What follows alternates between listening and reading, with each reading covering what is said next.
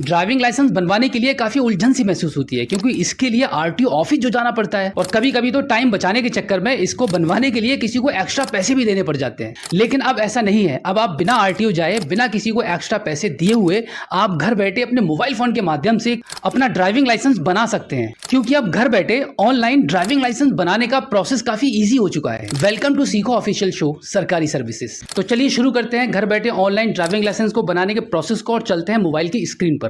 तो इसके लिए सबसे पहले आना होगा आपके मोबाइल फोन के गूगल पर आप टाइप करेंगे ड्राइविंग लाइसेंस ऑनलाइन अप्लाई, उसके बाद एंटर कर देंगे।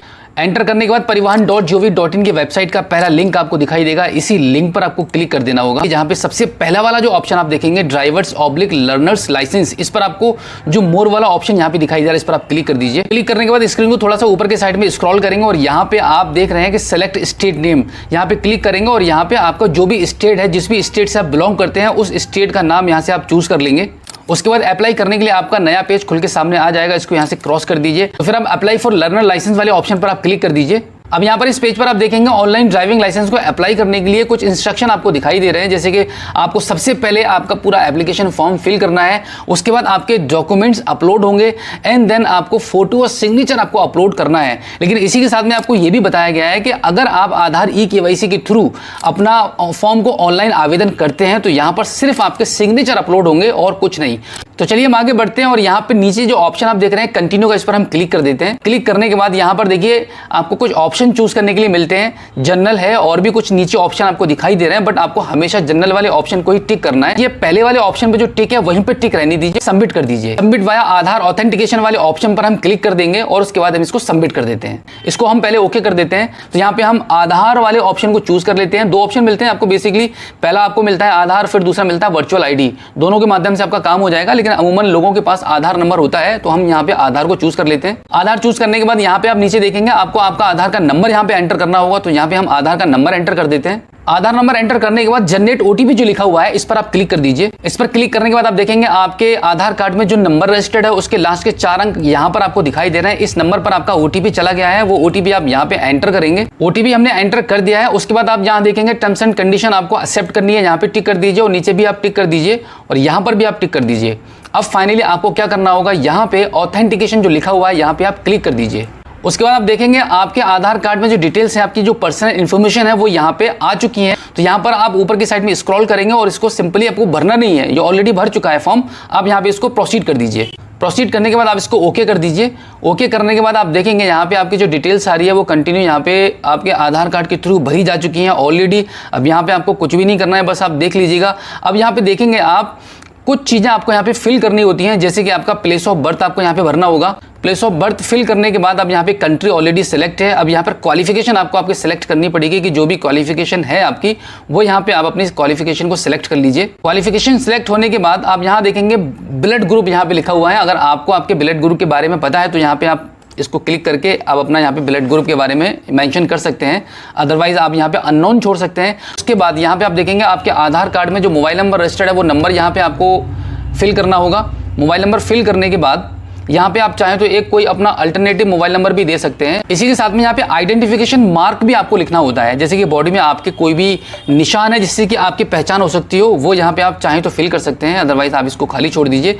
उसके बाद आपका जो स्टेट है, आपका डिस्ट्रिक्ट है, वो यहाँ पे ऑलरेडी आपके आधार कार्ड के डेटा के हिसाब से भरा हुआ होगा, बट यहाँ पे अब आपको आपकी तहसील चूज करनी है। हम तहसील यहाँ पे चूज कर लेते हैं। अब यहाँ पे हम देखेंगे नीचे की साइड में आपको आपका गांव या टाउन जो भी है आपका, आपके तहसील के अकॉर्डिंग यहाँ पे आपको चूज करना होगा। गांव सेलेक्ट करने के बाद आप देखेंगे यहाँ पे आपका जो कंप्लीट एड्रेस है वो ऑलरेडी भरा हुआ है पिन कोड के साथ में। अब यहाँ पर इसको आप थोड़ा सा ऊपर के साइड में स्क्रॉल करेंगे। उसके बाद आप देखेंगे यहाँ पे आपको आपका व्हीकल चूज करना पड़ेगा कि आप जो लाइसेंस बनवाना चाह रहे हैं, किस प्रकार का लाइसेंस बनवाना चाह रहे हैं, किस प्रकार का वाहन आप चलाएंगे। तो यहाँ पे motorcycle with gear non transport लिखा हुआ है, इसको आपको सेलेक्ट करना है। और इसी के साथ में अगर आपको 4 व्हीलर भी ड्राइव करनी है आपके ड्राइविंग लाइसेंस के थ्रू, तो फिर आपको लाइट मोटर व्हीकल यानी कि LMV पे भी चूज करना है और उसके बाद यहाँ पे आपको ओके कर देना है। ओके करने के बाद फिर से उसको ऊपर के साइड में थोड़ा सा स्क्रॉल करेंगे और यहाँ पे 0 सिलेक्टेड लिखा हुआ है, यहाँ पे क्लिक करेंगे और इन दोनों को यहाँ से आप सेलेक्ट करके इसको यहाँ से ओके कर देंगे। उसके बाद आप नीचे की साइड में आप देखेंगे डिक्लेरेशन के नीचे यहाँ पे ब्लू कलर में सेल्फ डिक्लेरेशन फॉर्म 1 लिखा हुआ है,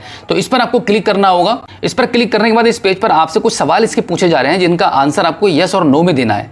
तो हमने इन सभी इंस्ट्रक्शन को पढ़ के सही से इनका आंसर दे दिया है। उसके बाद यहाँ पे आई हियर बाई डिक्लेयर पर आप क्लिक करेंगे और फिर फाइनली अब हम इसको सबमिट कर देते हैं। सबमिट करने के बाद दोबारा से आपसे कंफर्मेशन मांगी जाएगी, इसको आप ओके कर दीजिए।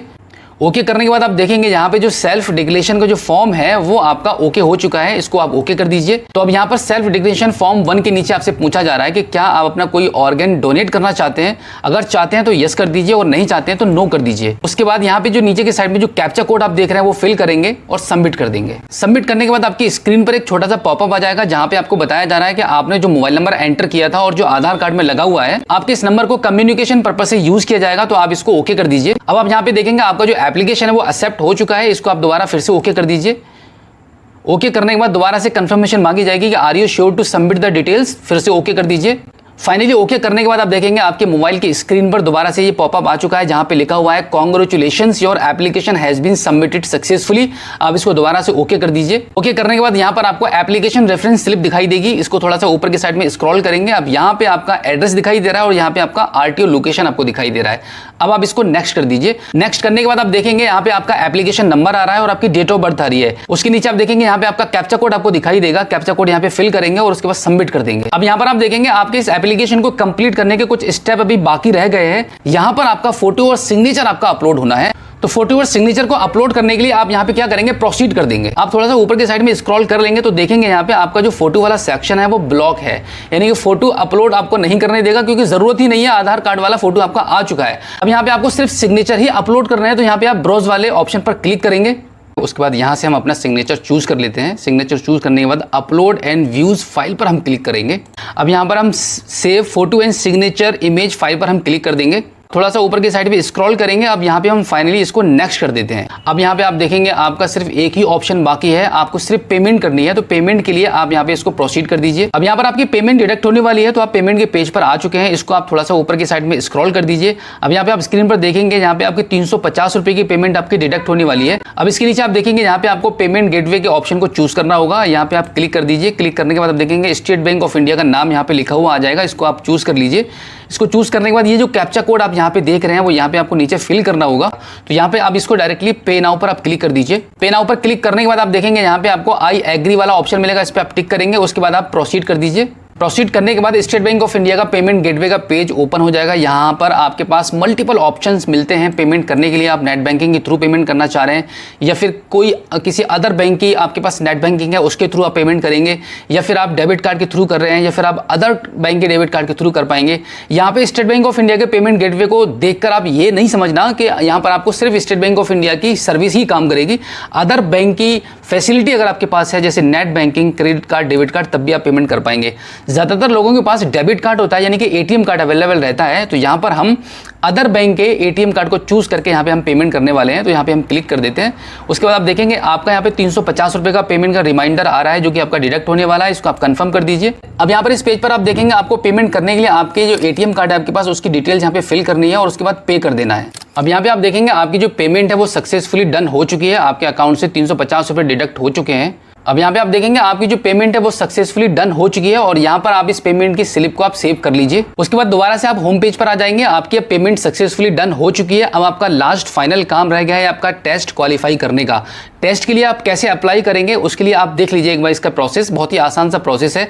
आप थोड़ा सा ऊपर की साइड में स्क्रॉल करेंगे और यहाँ पे आप देखेंगे ऑनलाइन LL टेस्ट इंस्टॉल, ऐसे करके आपको यहाँ पे ऑप्शन मिलेगा, इसी पर आपको क्लिक करना होगा। उससे पहले कि देखिए एग्जाम में क्या क्या पूछा जाएगा, कैसे कैसे सवाल आएंगे, इसका एक ट्यूटोरियल यहाँ पे अवेलेबल है।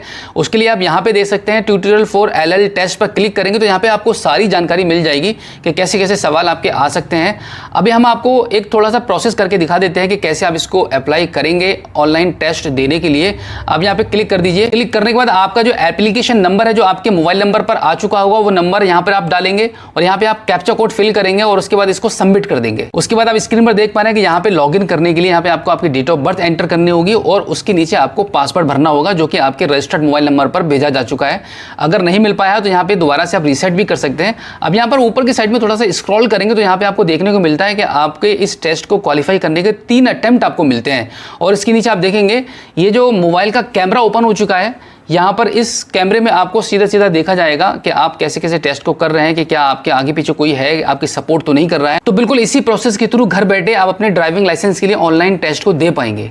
इस छोटे से ऑनलाइन टेस्ट को कंप्लीट करने के बाद आपका लर्निंग ड्राइविंग लाइसेंस बन जाता है। तो ये था घर बैठे आपके मोबाइल फोन के माध्यम से ऑनलाइन आपके ड्राइविंग लाइसेंस को बनवाने का complete process. So I hope आप अच्छे से समझ गए होंगे कि घर बैठे आपके ड्राइविंग लाइसेंस को आप कैसे बनवा सकते हैं। अगर फिर भी आपके मन में कोई सवाल है तो इस एपिसोड के एंड में आप हमें फीडबैक के थ्रू बता सकते हैं।